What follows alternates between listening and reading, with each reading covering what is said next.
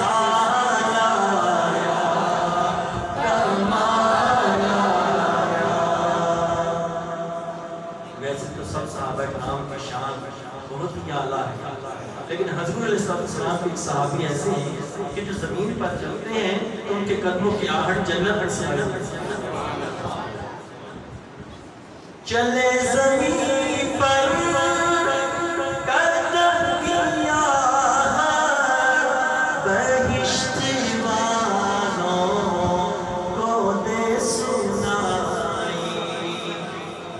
چلے زمین پر قدم کی آہٹ، بہشت والوں کو دے سنائی۔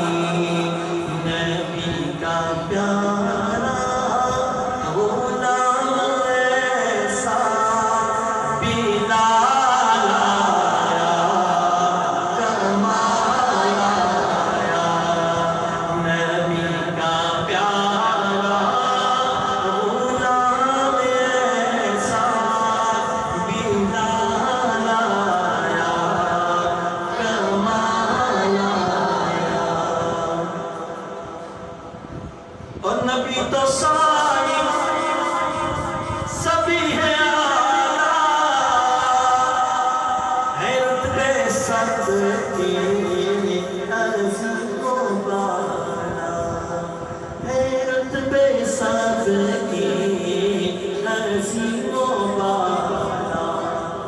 نبی تو صاحب سبھی ہے اعلیٰ، ہے رتبے سب کی عظیم و بالا، مگر جو آخر میں، مگر جو آخر میں، مگر جو آخر میں آمینہ کا وہ لال آیا، کمال آیا۔ مگر جو آخر میں آمینہ کا وہ لال آیا، کمال آیا، کمال آیا، کمال آیا۔ نبی کا لب پر جو ذکر ہے بے مثال آیا، کمال آیا۔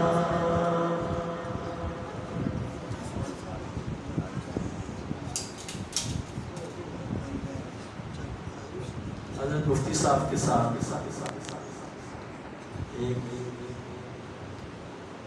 بھائی آئے ہیں، سر حسین صاحب، وہ نام کے چند اشعار اپنے سامنے پیش کریں گے، پھر اس کے بعد انشاءاللہ حضرت مفتی صاحب کا بیان شروع ہوگا۔ تو میں سے درخواست کروں گا کہ وہیں بدناش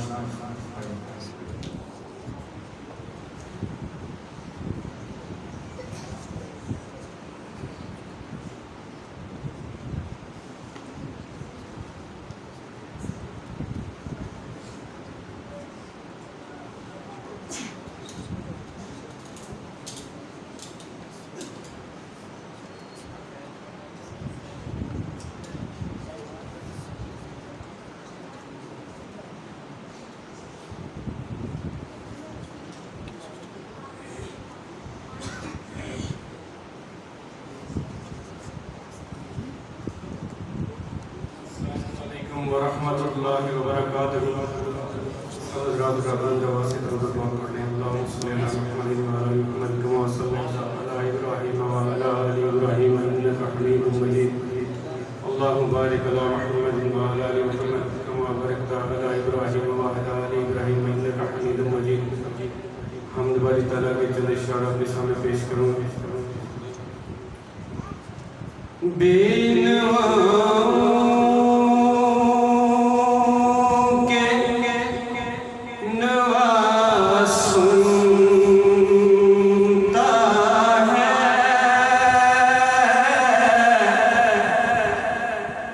التجا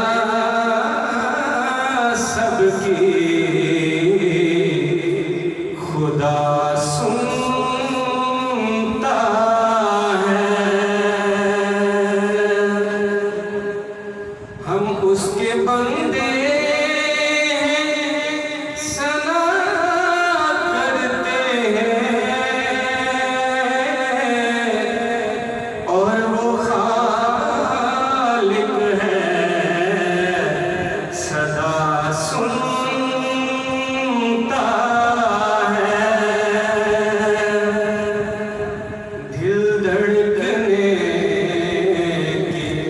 صدا کیا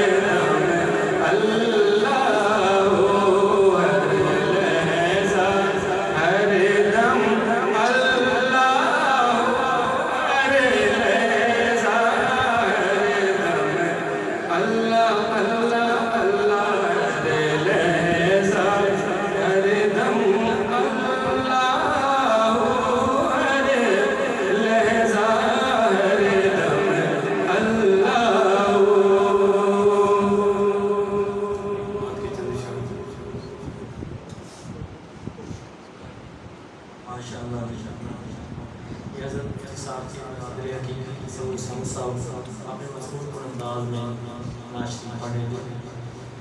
اب میں جناب حضرت مولانا سید اقبال صاحب سے کہ وہ اپنے بیان سے ہمیں نوازیں.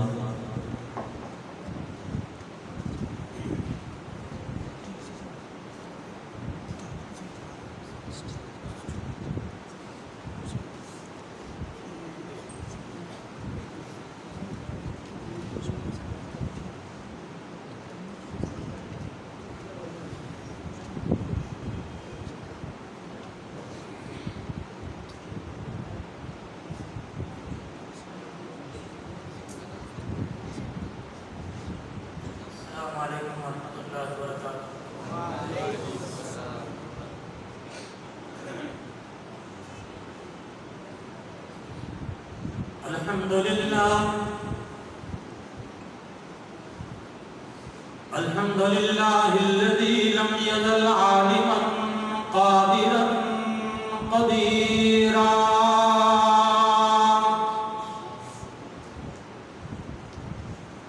حيا قيوما سميعا بصيرا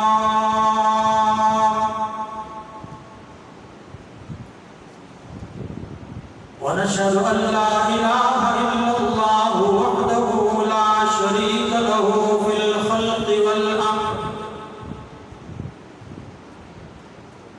ونشهد أن سيدنا وسندنا ومولانا محمدا عبده ورسوله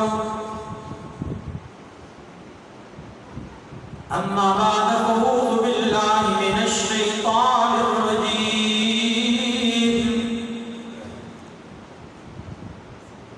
بسم الله الرحمن الرحيم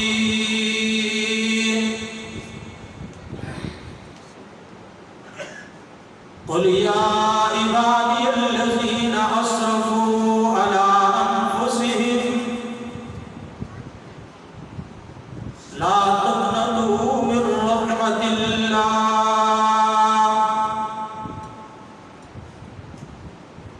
إن الله يغفر الذنوب جميعا وقال النبي صلى الله تعالى عليه وسلم طوبى لمن وجد في صحيفته استغفارا كثيرا صدق الله العظيم وصدق رسوله النبي الأمي الكريم ونحن على ذلك لمن الشاهدين والشاكرين والحمد لله رب العالمين.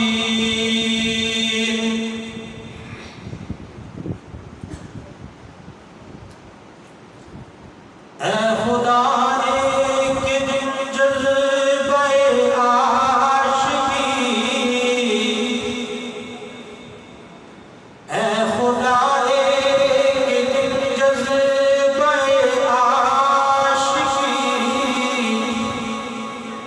وہ کرشمہ دکھائیں تو کیا بات ہے. اے خدا ایک دن جذبہ عاشقی وہ کرشمہ دکھائیں تو کیا بات ہے. کملی والے کے قدموں میں سر ہو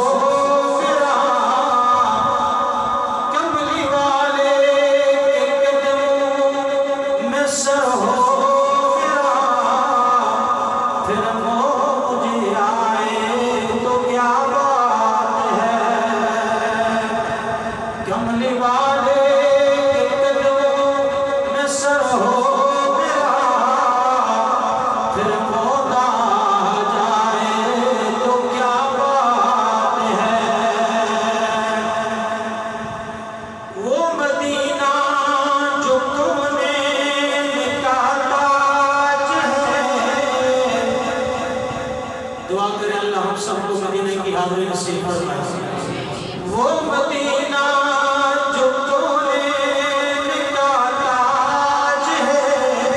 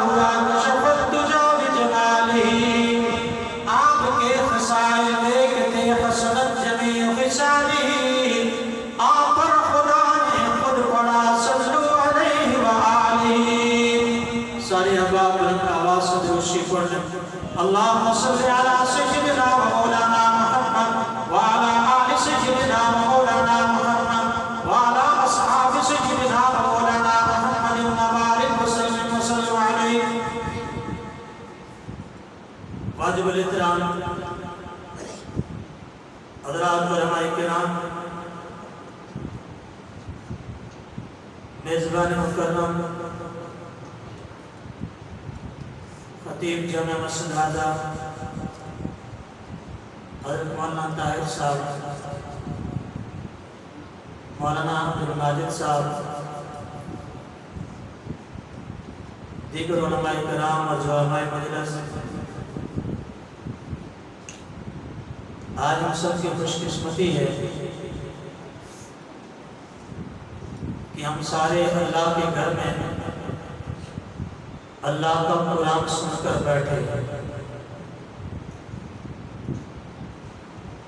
میں اللہ سے دعا کرتا ہوں کہ اللہ رب العزت ہمارے اس قرآن پڑھنے کو سننے کو قبول فرمائے، اور دل کی گہرائیوں سے قاری صاحب کو، آپ تمام احباب کو مبارکباد پیش کرتا ہوں۔ یقیناً اس سے بڑا اعزاز اور انعام اور کوئی نہیں ہوگا کہ ایک انسان اپنے پیارے نبی حضرت محمد مصطفیٰ احمد مجتبیٰ صلی اللہ علیہ وسلم کی اس سنت کو زندہ کرے۔ میرے آقا ہر رمضان میں قرآن جبریل کو سنایا کرتے تھے، اور حضرت جبریل بھی آ کر پورا قرآن اللہ کے رسول کو سنایا کرتے تھے۔ جس سال میرے آقا کا وصال ہوا، اس سال حضرت جبریل نے 2 مرتبہ اللہ کے رسول کو قرآن سنایا، اور 2 مرتبہ جناب رسول اللہ صلی اللہ علیہ وسلم نے حضرت جبریل کو قرآن سنایا۔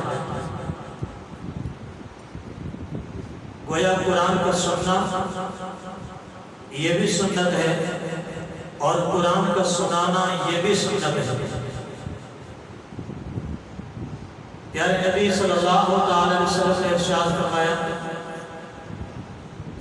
کہ گزرے دور میں جو میری ایک سنت کو زندہ کرے گا، اللہ اس کو 100 شہیدوں کا ثواب عطا فرمائے گا۔ اور ایک شہید کا ثواب کیا ہے کہ خون کا قطرہ زمین پر گرنے سے پہلے اللہ شہید کے گناہوں کو معاف کر دیتے ہیں۔ قرآن کریم میں اللہ کے نام کو بلند کیا جاتا ہے، اللہ کی کبریائی کو بیان کیا جاتا ہے۔ اللہ نے جو احکام و مسائل دیے ہیں، وہ احکام و مسائل بیان ہوتے ہیں۔ جتنی اللہ کی کبریائی بیان ہوتی ہے، اتنی رب کی رحمت بندوں پر متوجہ ہوتی ہے۔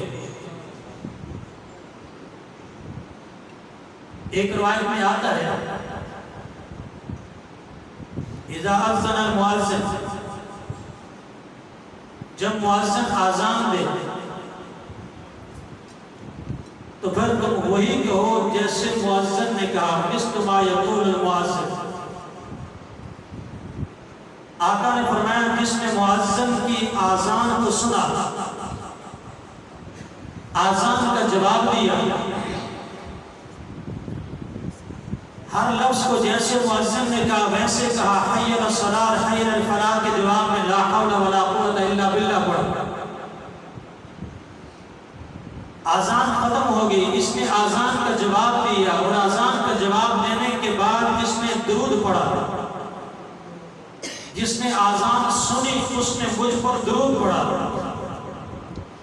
پھر آذان کے بعد والی دعا پڑھی، اللہم رب هذه الدعوة التامة والصلاة القائمة آت محمدا الوسيلة والفضيلة وبعث مقاما محمودا الذي وعدته إنك لا تخلف الميعاد۔ پیارے نبی فرماتے ہیں کہ صرف آذان کے تکبیر والے میری بڑائی، اللہ کی بڑائی والے الفاظ سنے، اس کا جواب دیا، اس کے بعد مجھ پر درود پڑھا، آذان کے بعد والی دعا پڑھی، آقا نے فرمایا اس پر جنت واجب ہوگی۔ ایک روایت میں آتا ہے اس پر میری شفاعت واجب ہو گئی۔ ابھی نماز نہیں پڑھی، آذان کے الفاظ سنے، جواب دیا۔ ایک عورت کا واقعہ پڑھ رہا تھا، اس کا انتقال کا وقت ہوا، تو انتقال کے وقت گھر والوں نے دیکھا کہ یہ عورت توتلی زبان سے بڑی مشکل سے کچھ الفاظ بول رہی ہے، لیکن عجیب بات یہ تھی کہ یہ الفاظ عربی میں بول رہی ہے۔ انہوں نے وہ الفاظ نوٹ کیے اور امام صاحب کو بلا کر کہا کہ مرتے وقت یہ الفاظ بول رہی تھی۔ کہا جی کیا بول رہی تھی؟ کہا جی یہ کیا رہی تھی؟ ہذان رجلان یقولان لی ادخلی فی الجنہ، یہ الفاظ بار بار بول رہی تھی۔ آپ ترجمہ بتا دیں اس کا ترجمہ کیا ہے؟ امام صاحب نے فرمایا اس کا ترجمہ تو یہ ہے کہ یہ عورت کہہ رہی ہے ہذان رجلان، یہ دو شخص ہیں، یقولان مجھے کہہ رہے ہیں ادخلی فی الجنہ، جنت میں داخل ہو جا۔ وہ اللہ کے فرشتے تھے، وہ فرشتے متوجہ ہو کر کہہ رہے ہیں جنت میں داخل ہو جا۔ امام صاحب تڑپ کر کہنے لگے یہ عورت تو جنتی ہے، ذرا تم سے پوچھنا چاہتا ہوں اس کا عمل کون سا ایسا تھا کہ دنیا سے جانے سے پہلے اللہ فرشتوں کو بھیج کر کے اس کو جنت کی بشارت دے رہا ہے۔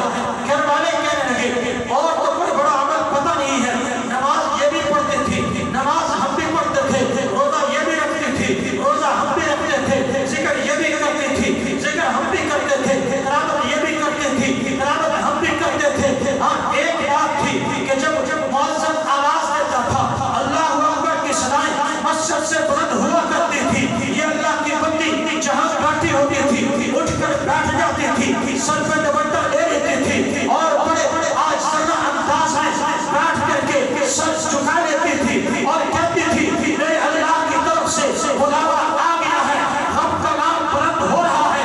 ارے جس نے رب کے نام کی بلندی کی لاج رکھتے ہوئے اپنے سر پہ دوپٹہ رکھ دیا اس لیے کہ میرے رب کا نام بلند ہو رہا ہے، میں اپنے سر پر حیا والا دوپٹہ رکھتے ہوں، رب نے پر اعلان کر دیا میری بندی تو نے مجھے راضی کرنے کے لیے اتنا عمل کر لیا ہے، میں تجھے انعام دیتا ہوں، روح تیری بعد میں نکلے گی جنت کا ٹکٹ پانے سے۔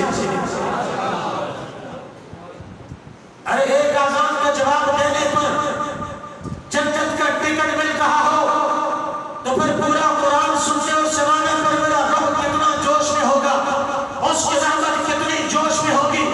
یہی تو وہ قرآن ہے کہ جس کے پڑھنے پر صحابہ جھک جایا کرتے تھے، یہی تو وہ قرآن ہے کہ کبھی بلال تہجد کی نماز میں پڑھ رہا ہے، کبھی عمر فاروق تہجد کی نماز میں پڑھ رہے ہیں، کبھی حضرت سیدنا صدیق اکبر تہجد کی نماز میں پڑھ رہے ہیں، کوئی اونچی آواز سے پڑھ رہا ہے، کوئی آہستہ آواز سے پڑھ رہا ہے۔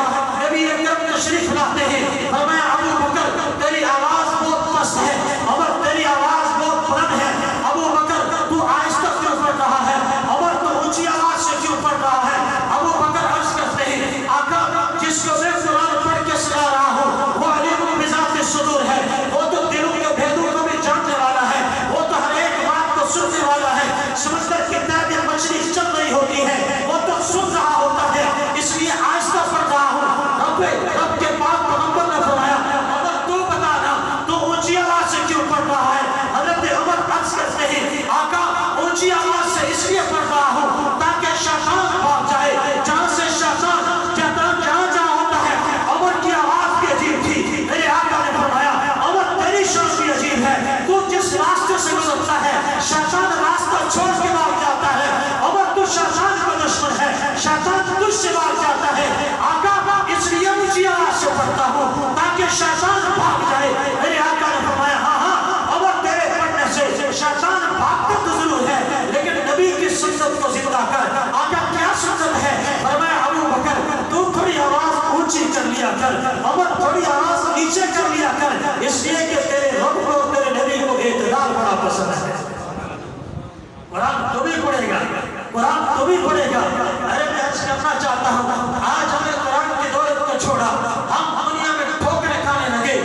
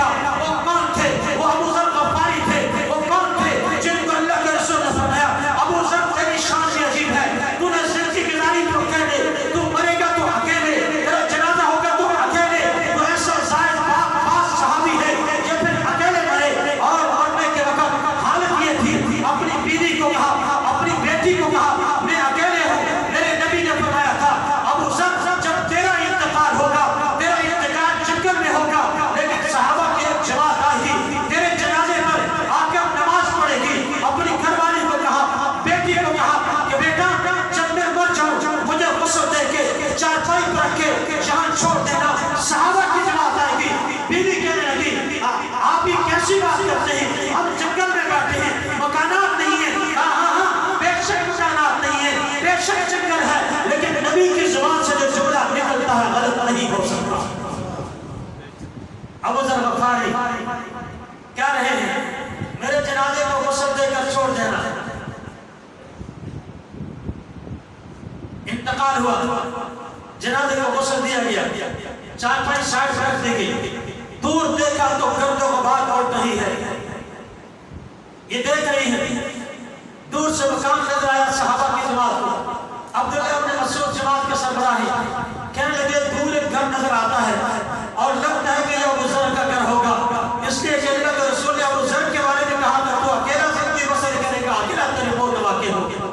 چلو صحابہ اس گھر کا پتہ کرتے ہیں، چلے گئے اس گھر میں، پوچھ کے دیکھا ابو ذر کا انتقال ہو گیا، انا للہ پڑا، جنازے کو غسل دیا گیا تھا، کفن پہنا دیا گیا تھا، کہا صفحہ سیدھی کرو، صفحہ سیدھی ہو گئی، جنازہ پڑھ دیا گیا، تدفین کر دی گئی۔ اب جب تدفین ہوئی جانے لگے تو ابو ذر غفاری کی بیٹی کہنے لگی چچا جانا نہیں ہے، جانا نہیں ہے۔ کہا کیوں بیٹا ہم تو آگے جا رہے ہیں۔ کہا چچا میرے ابا نے کہا تھا جب میرا انتقال ہو گئے جنازے کو غسل دے کے رکھ دینا، نبی کے صحابہ آئیں گے میرا جنازہ پڑھیں گے اور پھر میرے نبی کے صحابہ سفر میں ہوں گے، ان کے لیے کھانا تیار کر کے رکھنا، وہ سفر میں ہوں گے۔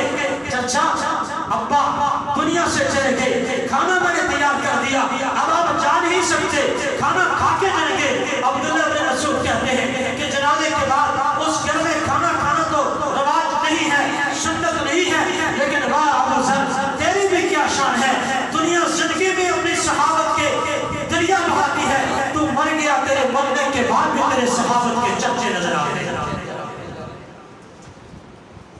وہ شخص کہنے لگا امیر المومنین یہ شخص میری گواہی دے گا، میری ضمانت دے گا۔ ابو ذر غفاری سے پوچھا آپ ضمانت دیتے ہیں؟ ہاں میں ضمانت دیتا ہوں، یہ 3 دن کے بعد آ جائے گا۔ حضرت عمر نے کہا جاؤ، کیسا اچھا زمانہ، آج کا زمانہ ہوتا تو ضمانتی اندر ہو جاتا، آج کا تو ضمانتی کافی مل جاتا ہے نا، وہاں کچہری میں جاؤ تو 500 روپیہ لے کر اتنی بڑی قسم اٹھاتے ہیں، وہ کہتے ہیں پورا قرآن نہیں 10 قرآن لا کر ہمارے سر پر رکھ دو بس 500 روپیہ دے۔ حضرت عمر کہتے جاؤ، وہ چلا گیا۔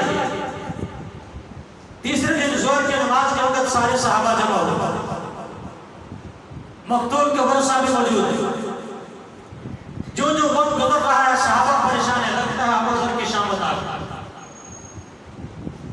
عصر کا وقت ہو گیا، کوئی نہیں آیا، صحابہ پریشان ہیں، یہاں تک کہ امیر المومنین خود پریشان ہے کہ ابو ذر جیسے شخص کی جان جا رہی ہے۔ غروب آفتاب سے چند لمحے پہلے دیکھا سامنے سے گھوڑا دوڑاتا ہوا کوئی شخص آ رہا ہے، گرد و غبار اڑ رہی ہے، چلتے چلتے چلتے جب یہ قریب آ گیا تو دیکھا وہی شخص تھا، گھوڑے سے نیچے اترتا ہے، آ کر کہتا امیر المومنین معافی مانگتا ہوں، کچھ معاملات سے لیٹ ہو گیا، معذرت چاہتا ہوں، آ گیا ہوں۔ امیر المومنین نے فرمایا ہاں تو آ تو گیا ہے، لیکن ایک بات تو بتانا، کیا جو تیرا ضمانتی تھا تو اس کو جانتا تھا؟ میں تو نہیں جانتا تھا۔ پھر آیا کیسے؟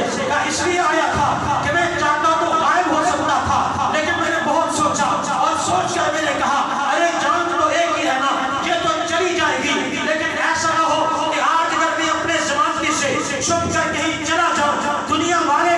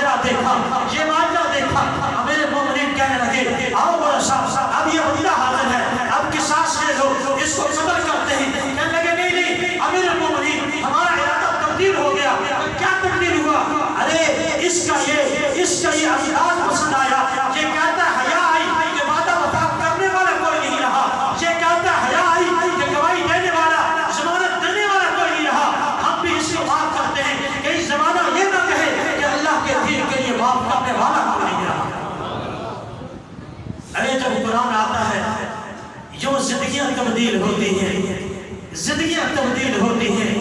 آج ہم نے قرآن سے منہ موڑ لیا، آج ہم نے قرآن کو چھوڑ دیا، آج ہم نے قرآن سے بے وفائی کی، پھر کیا ہوا؟ وہ جو دنیا میں زمانے کے امام ہوا کرتے تھے آج ان کی نسل انگریز کے غلام بن گئی ہیں۔ آج ہم انگریز کے سامنے دو زانو ہو کر بیٹھ کر کے معافیا مانگتے نظر آتے ہیں۔ نہیں نہیں میرے بھائی، آج عہد کر لے کہ ہم نے انشاءاللہ تا دم مرگ انشاءاللہ قرآن کے ساتھ جینا مرنا کرنا ہے انشاءاللہ۔ یاد رکھیے رمضان کا آخری اشرا ہے، اللہ کی رحمت جوش میں ہے، اور جو دعا مانگو اس اطمینان کے ساتھ مانگو کہ انشاءاللہ ہم نے ہاتھ اٹھائے ہیں، ہمارا رب اس دعا کو قبول کرے گا۔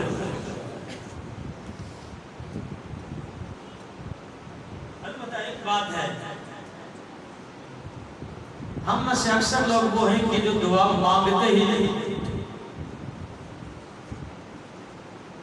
دعا مانگتے ہی نہیں، ہم دعائیں پڑھتے ہیں۔ حضرت جنید بغدادی رحمہ اللہ سے کسی نے پوچھا کہ آپ کی کون سی دعا قبول ہوتی ہے جو آپ کو پتہ چل جاتا ہے کہ دعا قبول ہو؟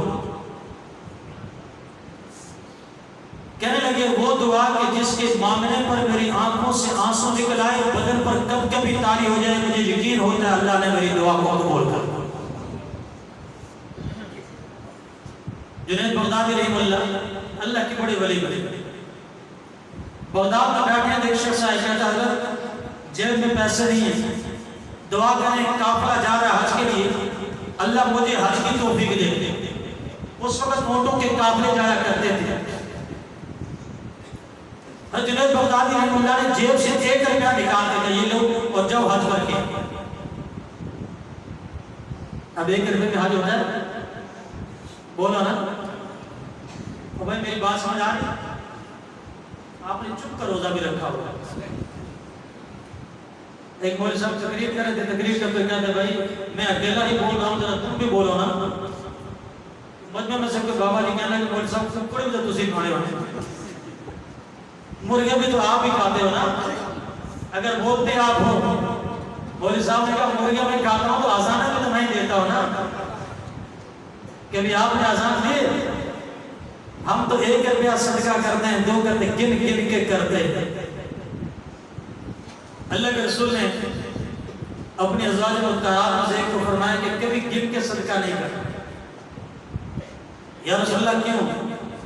کہا جب تم گن گن کر دو گے تو اللہ بھی گن گن کر دے گا، اور جب تم بغیر گنے دو گے تو رب کی رحمت اتنی متوجہ ہوگی کہ وہ بھی اب گنت دے گا۔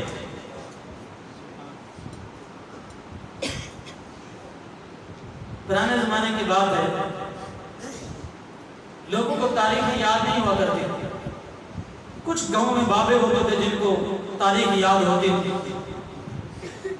ایک مولوی صاحب کی مسجد میں لوگ آتے تھے اور تاریخ پوچھا کرتے، انہیں ایک ڈبہ رکھا ہوتا تھا، یہ 5 کلو رکھی والا ڈبہ، تو اس میں ہر ایک پہلی تاریخ سے پھر ایک وہ پتھر چھوٹا سا کنکر نیچے تھے۔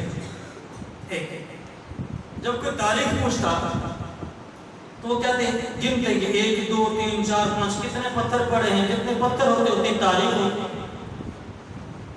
ایک دن کو محلے کے بچوں نے دیکھا کہ مولوی صاحب تو گن گن کر بتا رہے ہیں، چلو کوئی تھوڑی سی شرارت بھی کر لیتے ہیں۔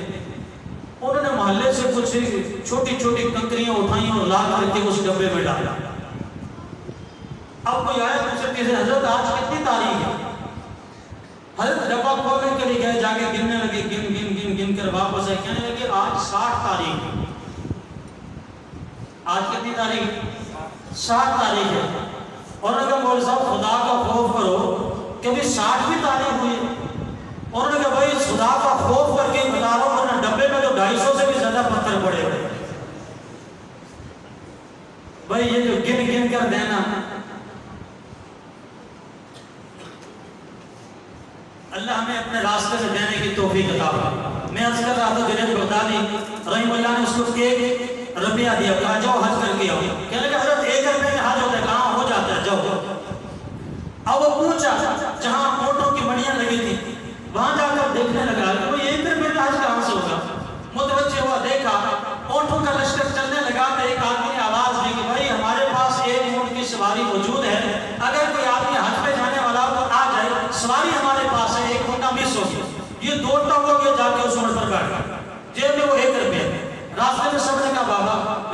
ہمارے ساتھ ساتھی تھا وہ مس ہو گیا، تیرا کھانا پینا ہمارے ذمہ، وہاں جا کر کھانا پینا فری ہو گیا، واپسی میں پھر آواز لگی بھائی سواری والا کدھر ہے، وہ پھر بیٹھ گیا، پھر واپس بغداد میں پہنچا، جب بغداد میں پہنچتا ہے تو آ کر حضرت سے کہتا ہے حضرت میرا حج ہو گیا۔ حضرت نے فرمایا اچھا دعائیں شائیں مانگی؟ جی بالکل دعائیں مانگی۔ کہا حضرت حج تو ہو گیا لیکن ایک بات سمجھ میں نہیں آتی۔ کہا کیا؟ کہا خرچہ شرچہ کچھ نہیں ہوا۔ کہا کتنا خرچہ ہوا؟ حضرت کوئی خرچہ نہیں ہوا، جو روپیہ آپ نے دیا تھا وہ ابھی تک جیب میں ہے، لے کے مکے میں گیا، مکے سے مدینہ گیا، مدینہ سے مکے گیا، مکے سے بغداد آیا، حضرت ابھی تک روپیہ میری جیب میں موجود ہے۔ حضرت نے فرمایا اللہ میرے ایک روپیہ تیرا حج تو ہو گیا، اب تیرا حج تو پورا ہو گیا، میرا روپیہ واپس ہے۔ اللہ جب دینے پہ آتا ہے تو اللہ سے مانگو، اللہ سے مانگو۔ انسان نے اپنے رب کو بلا دیا ہے، کاش ہم اپنے رب کو یاد کر لیں۔ اللہ رب العزت قرآن کریم میں فرماتے ہیں اعوذ باللہ من الشیطان الرجیم، بسم اللہ الرحمن الرحیم،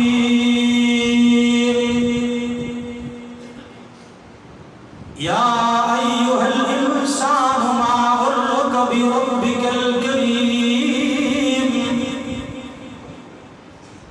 الذی خلقک فسواک فعدلک فی ای صورت ما شاء رکبک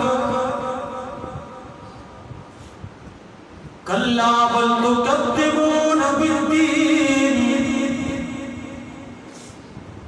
وَإِنَّ عَلَيْكُمْ لَحَافِظِينَ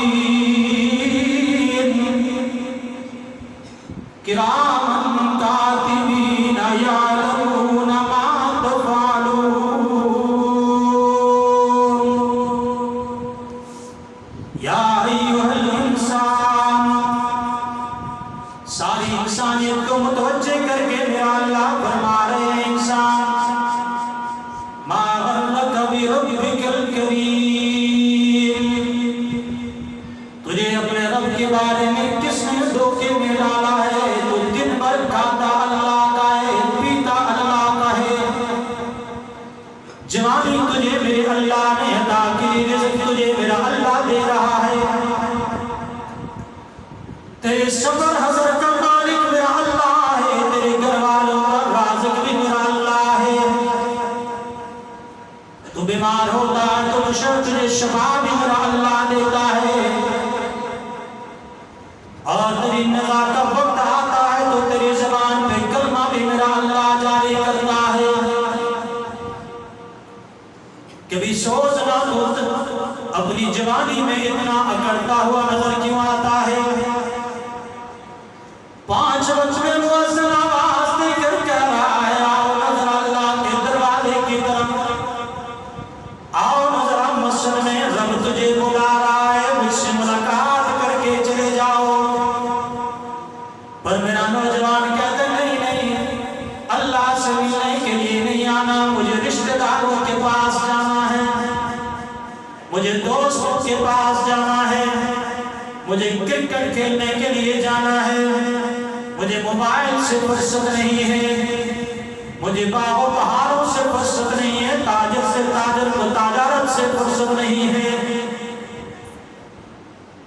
دکاندار دکان میں بیٹھ کر اپنے اللہ کو تلاش کر رہا ہوتا ہے، فرشتہ آواز لگاتا ہے یا ایھا الانسان ما غرک بربک الکریم، ارے جس دکان پر بیٹھ کر تو کپڑا بیچ رہا ہے تجھے کس نے دھوکے میں ڈالا؟ تیرا کفن بھی تو یہاں پہنچ چکا ہے، تیری موت کا وقت بھی قریب آ رہا ہے، وہ وقت آنے والا ہے کہ تیرے پاؤں کے انگوٹھوں کو باندھ دیا جائے گا، تیری آنکھیں کوئی اور بند کر رہا ہوگا، تیرے پیروں میں کوئی اور کلمہ پڑھ رہا ہوگا، تو بول بھی نہیں سکے گا، گفتگو بھی نہیں کر سکے گا۔ فَلَوْلَا إِذَا بَلَغَتِ الْحُلْقُومَ وَأَنْتُمْ حِينَئِذٍ تَنظُرُونَ، تمہاری شاہد کے قریب فرشتہ آئے گا اور تمہاری روح کو نکالے گا. اگر تم نیک ہوگا تو پھر تیری روح یوں نکلے گی، روح بعد میں نکلے گی، اللہ کا سلام پہلے آ جائے گا. عبداللہ بن مسعود رضی اللہ تعالیٰ عنہ فرماتے ہیں جب کسی ایمان والے توبہ کرنے والے کی سانس نکلنے کا وقت ہوتا ہے جس سے اللہ راضی ہو جاتا ہے، میرا اللہ ملک الموت کو کہتے ہیں کہاں جا رہے ہو؟ رب فلاں بندہ ہے کہ جس کے مرنے کا وقت آ چکا ہے. اللہ فرماتے ہیں نانا ایسے نہ جانا. رب کیسے جاؤں؟ کہ میرا ایک سالے بندہ ہے، اس کو ایسے نہ لانا، ذرا پروٹوکول کے ساتھ لانا. تنہا مت جاؤ، فرشتوں کے 500 فرشتوں کی جماعت کو ساتھ لے کے جاؤ. ہاتھوں میں گلدستے خوبصورت چہرے کے ساتھ 500 فرشتے استقبال کے لیے آتے ہیں. روح نکلنے کی باری آتی ہے تو حضرت ملک الموت کو میرا اللہ مخاطب کر کے کہتے ہیں ملک الموت لبیک یا ربی، حکم فرمائیں گے یہ اللہ کیا حکم ہے؟ اللہ فرماتے ہیں روح ایسے نہ نکالنا، پہلے میرا سلام پہنچا پھر روح نکال دے. لیکن اگر خدا نہ خواستہ ہمارے گناہ بہت زیادہ ہو گئے، اللہ کی نافرمانی میں دنیا کو چھوڑ کر چلے گئے، رب کو ناراض کر کے دنیا سے رخصت ہو گئے، قرآن کا در والنازعات غرقا والناشطات نشطا.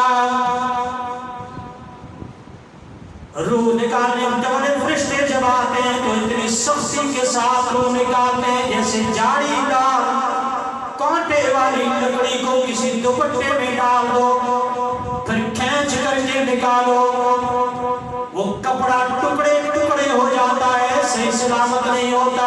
فرمایا گنہگار کی روح نکلتی ہے تو منظر یہی ہوتا ہے. یا ایھا الانسان ما غرک بربک الکریم، تجھے اپنے رب کے بارے میں کس نے دھوکے میں ڈالا؟ لیکن ایمان والوں کے لیے جہاں یہ معاملہ ہے وہاں خوشخبری بھی ہے. جناب رسول اللہ صلی اللہ علیہ وسلم دعوت دے رہے کفار کو کہ آؤ اسلام کا کلمہ پڑھ لو، جنت میں چلے جاؤ گے، جنت کے وارث بن جاؤ گے.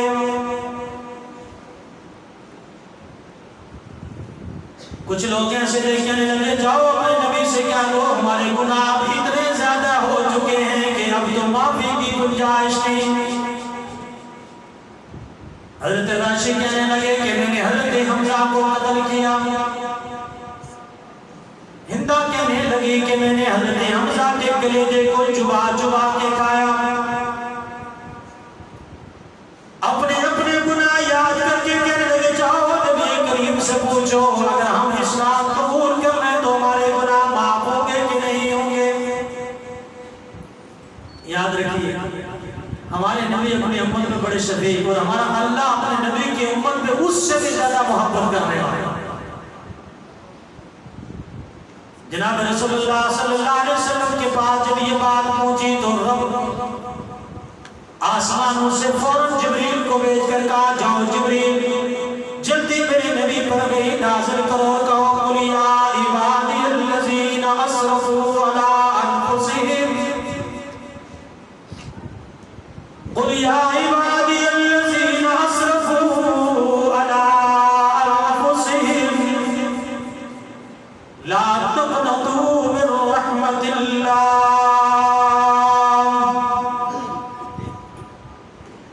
میرے رب نے دلاسا دیتے ہوئے یہ نہیں کہا انسانوں، یہ نہیں کہا مجرموں، یہ نہیں کہا باغیوں، یہ نہیں کہا دہشت گردوں ٹیررسٹوں، بڑے محبت اور پیار میں کہا قل یا عبادی،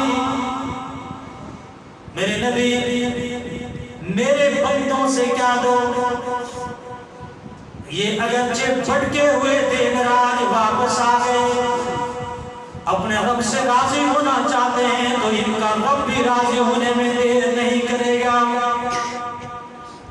قُلْ يَا عِبَادِيَ الَّذِينَ أَسْرَفُوا عَلَىٰ أَنفُسِهِمْ، ان کو بتا دو جنہوں نے اپنے نفس پر ظلم کیا کہ لا تقنطوا من رحمت اللہ، تم جہاں جہاں بھی جاؤ، جتنے بڑے مجرم بن جاؤ، اللہ کی رحمت سے مایوس نہ ہونا۔ رحمت دو عالم صلی اللہ تعالی علیہ وسلم کے پاس حضرت جبریل آئے، عرض کیا اللہ کے رسول آج جہنم کو دیکھ کے آیا ہو، پھر زاروں قطار ہونا شروع کیا۔ آقا نے فرمایا کیا منظر تھا دوزخ کا؟ عرض کیا آقا آج میرے رب نے فرمایا جاؤ جبریل جہنم کو تو دیکھ کے آؤ، میں چلا گیا دیکھنے کے لیے۔ آقا ایسی آگ کا سمندر دیکھ کے آیا ہوں جس آگ کو 1000 سال تک جلایا گیا، سرخ ہو گئی، پھر جلایا گیا سفید ہو گئی، پھر جلایا گیا تو سیاہ ہو گئی۔ حضور نے فرمایا جبریل تو روتا کیا ہے؟ عرض کیا آقا روتا اس لیے ہوں کہ کہیں اللہ کا قیامت کے دن مجھے جہنم کی آگ میں نہ ڈال دے۔ میرے آقا بھی رونے لگے، دونوں رونا شروع ہو گئے۔ رب نے فرمایا محبوب آپ کو کیا ہوا؟ اللہ جبریل نے جو منظر پیش کیا اپنی امت کے لیے ڈر رہا ہو، میرے رب نے فرمایا محبوب جبریل کو تسلی دے دو، انہو لقول رسول کریم ذی قوت عند ذی العرش مکین مطاع ثم امین وما صاحبکم بمجنون۔ محبوب ہم آپ کے ذریعے سے جبریل کو پیغام دے رہے ہیں کہ ہم نے آپ کو بھی جہنم سے محفوظ کیا، جبریل کو بھی محفوظ کر دیا۔ آقا فرما رہے ہیں میری امت کا کیا بنے گا؟ جبریل کہنے لگے آقا 7 سمندر کو اس آگ میں ڈال دو، یہ آگ بجھے گی نہیں۔ آقا کی آنکھوں میں آنسو ہیں، جبریل پر بجھے گی کیسے؟ جبریل نے عرض کیا آقا آپ کی امت کا بوڑھا گناہگار، جوان گناہگار جب اپنی آنکھ سے ایک آنسو نکالے اپنے رب کے ڈر سے، اللہ کے نزدیک کو ایک آنسو اتنا قیمتی ہے، جہنم کی آگ کو بجھا دیتا ہے۔ اس لیے بھائی آج تاک رات ہے، رمضان کی تاک رات ہے، اللہ ہم سب کو لیلۃ القدر نصیب فرمائے۔ اس میں کبھی اپنے آپ کو بوجھ محسوس نہ کیا کرو مسجد میں بیٹھ کر۔ مسجد میں بیٹھنا اگر بیٹھ کر کے تم سو بھی گئے تب بھی عبادت میں لکھا جاتا ہے۔ بیٹھ کر اللہ کا دین سیکھ رہے ہو، سن رہے ہو، یہ ساری چیزیں عبادت میں لکھی جاتی ہیں اور اللہ کے ہاں مقبول ہو جاتے ہیں۔ میرا وقت چونکہ پورا ہو چکا، آخری بات عرض کرتا ہوں۔ حضرت عبداللہ بن عباس فرماتے ہیں کہ رمضان کی آخری عشرے میں میرا وجدان کہتا ہے کہ لیلۃ القدر کی رات 27ویں شب ہو گئی۔ صحابہ کہنے لگے عبداللہ بن عباس تیرے لیے آقا نے دعا بھی فرمائی تھی، لیکن تو اتنے وجدان کے ساتھ کیسے کہتا ہے کہ لیلۃ القدر 27ویں شب کو ہوگی؟ عبداللہ بن عباس فرماتے ہیں اس لیے کہ میں دیکھ رہا ہوں کہ اللہ نے جب آسمانوں کو بنایا تو تعداد 7 رکھی، زمین کو بنایا تو تعداد 7 رکھی۔ میں دیکھتا ہوں انسان کے چہرے میں جب سوراخ بنائے تو تعداد 7 رکھی۔ میں دیکھتا ہوں بیت اللہ میں کوئی طواف کرتا ہے تو چکر 7 رکھے۔ میں دیکھ رہا ہوں کہ کوئی سفر فرما میں چکر لگاتا ہے تو چکر 7 رکھے۔ مجھے پتہ چل گیا 7 کا حصہ میرے رب کو اتنا محبوب نظر آتا ہے، اتنا محبوب نظر آتا ہے کہ جب رب کو 7 کا حصہ محبوب ہے تو پتہ چلا 20 کو 7 کے ساتھ جمع کرو تو 27ویں شب بن جاتی ہے۔ اگر طواف کعبہ کرتے ہوئے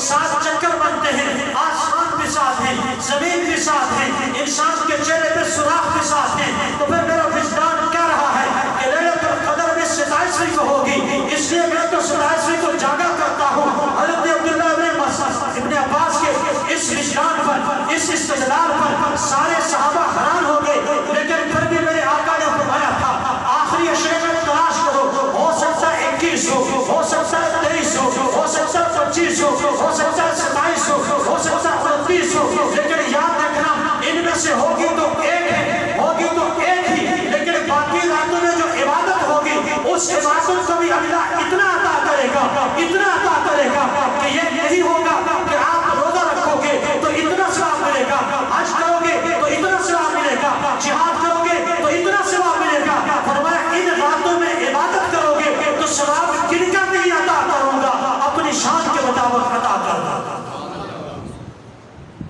اس لیے آج اس مجلس میں ہم سارے اپنے گناہوں سے معافی مانگے۔ کورونا وائرس کی وبا پھیلی ہوئی ہے، اللہ اس منحوس بیماری سے پوری امت کو محفوظ فرمائے۔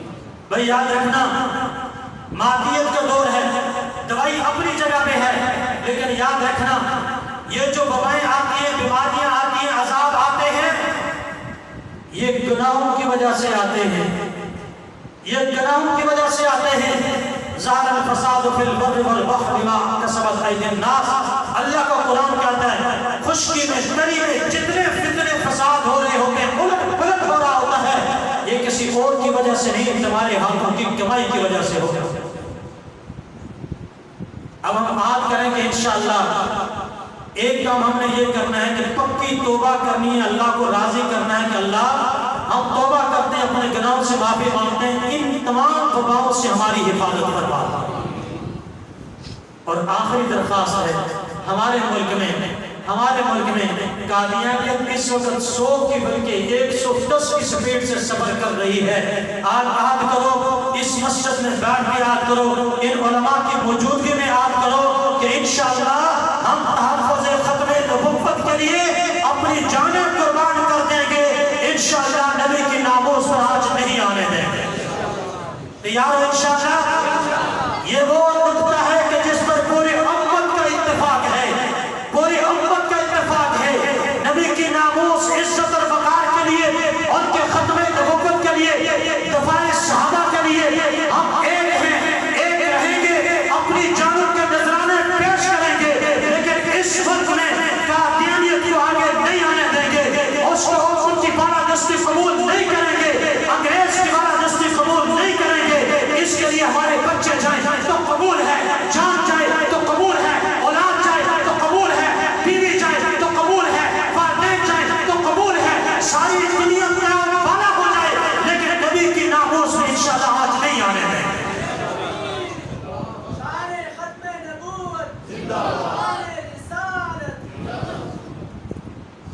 توجہ کرنا، آدھے کفر اپنے ایجنڈے کی تکمیل کر رہا ہے، افسوس کہ ہم پیرا نہیں دے سک رہے۔ آج ہمارا مسلمان جس مقصد پہ کھڑے ہو کر اس کو مقابلہ کرنا چاہیے تھا، اس مقصد پر کھڑے ہو کر مقابلہ نہیں ہو رہا۔ آج غریب تو اٹھ کے کھڑا ہوتا ہے، لیکن یاد رکھنا یہ مسئلے صرف سڑکوں پہ حل نہیں ہوں گے، اس لیے کہ 90 سالہ تاریخ چلی تھی، پھر جب جا کر قادیانیت کو غیر مسلم اقلیت قرار دیا گیا تھا تو پھر ہوا کیا تھا؟ 7 یا 8 علماء اسمبلی میں پہنچے تھے، انہوں نے قانون سازی کی تھی، دلائل دیے تھے، آج تک وہ قانون ہمارے لیے سہارا بنا ہوا ہے۔ ہم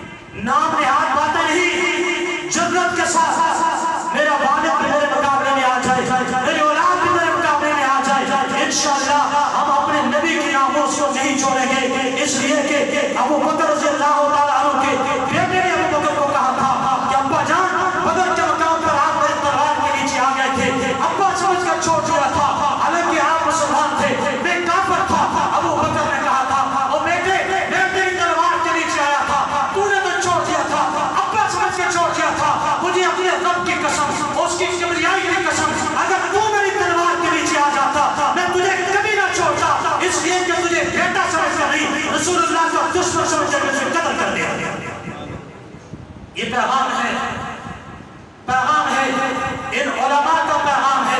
یہ ہمیشہ آپ بتاتے ہیں, یہ ہمیشہ قدم بڑھاتے ہیں, یہ ہمیشہ آواز لگاتے ہیں, اے میرے دوست بھول نہ جانا, خدا کے لیے بھول نہ جانا, اللہ کی اس کتاب کو نہ بھولنا.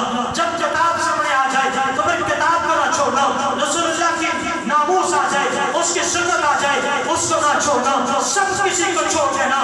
رشتہ داری اپنی جگہ پہ ہے, مال دولت اپنی جگہ پہ ہے. کل قیامت کے دن کہیں ہم رسول اللہ کے سامنے رسوا نہ ہو گئے, قبر میں اللہ کے رسول یہ نہ کہیں میں تو جانتا ہی نہیں ہوں. کل قیامت کے دن اللہ نہ کہتے کہ تم تو میرے نبی کی ناموس کے لیے نہیں اٹھے تھے, تم تو اپنے مال و دولت کے پیچھے پڑے ہوئے تھے, زر و نظر اور لعنت کے پیچھے پڑے ہوئے تھے. ہم آج کرتے ہیں ربا, آپ کے سامنے بھی یاد کرتے ہیں, ہاتھ بلند کر کے یاد کرتے ہیں. ہاتھ بلند کرو, آج اپنے اللہ سے یاد کرو, اپنے نبی سے یاد کرو. میرے اللہ آپ دیکھ رہے ہیں, ہم تاخرات میں بیٹھے ہیں, رمضان میں بیٹھے ہیں, اللہ آپ سے یاد کر رہے ہیں. ہم نبی کی ناموس کے لیے, ختم نبوت کے لیے اپنی جانیں قربان کر دیں گے. اللہ آپ ہمیں اس راستے کو قبول فرما لیجیے, اللہ ہماری اولادوں کو قبول فرما لیجیے.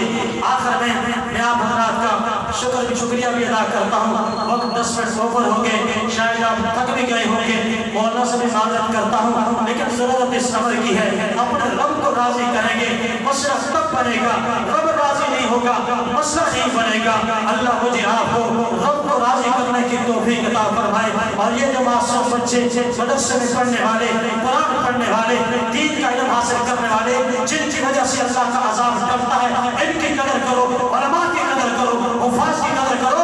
دعا کرو اللہ کل قیامت کے دن ہمارا حشر علماء کے ساتھ فرما دے. اگر علماء کے ساتھ ہو گیا تو صحابہ کے ساتھ ہوگا, صحابہ کے ساتھ ہوا تو رسول اللہ کے ساتھ ہوگا, اور رسول اللہ کے ساتھ ہوا تو ہماری سب سے بڑی بتا یہی ہوگی. اللہ ہمیں عمل کی توفیق عطا فرمائے. وآخر دعوانا الحمدللہ رب العالمین. حضرات اپنے پر تشریف رکھیں, مٹھائی تقسیم ہوگی, اس کے بعد دعا ہوگی.